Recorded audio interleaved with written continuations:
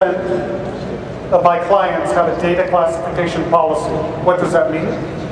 It means they don't teach their employees what information is sensitive and what isn't. They leave it up to their own decision. And that's a very dangerous mistake.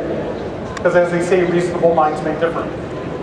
So if you don't teach your staff what information is sensitive, when you can send that information in email, when you can disclose it over the phone, when you can throw it away in the trash, how it has to be disposed or shredded. Unless you train people within an organization how to properly do this, it's going to be another weak link in the chain.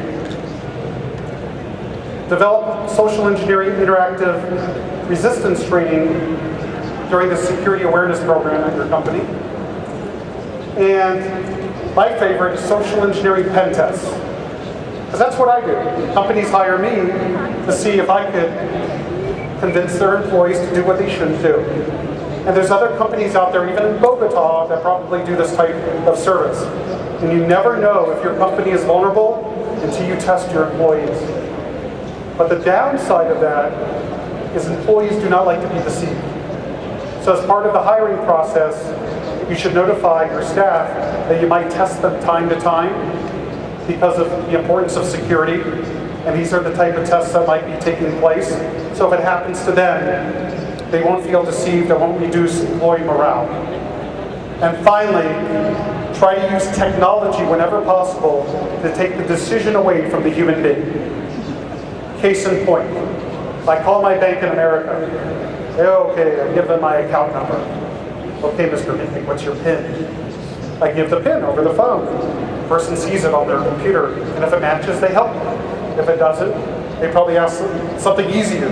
But besides that, why allow employees to look up PIN codes of customers? Why not have the employee input the PIN code into the computer, and the system gives a match or mismatch? And based on that result, the person either gets help or they're given a different path.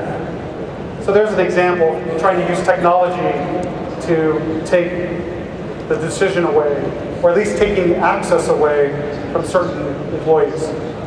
I have one other demo to do that I think is kind of cool if you want to see it before I conclude my talk. It's a Bluetooth attack.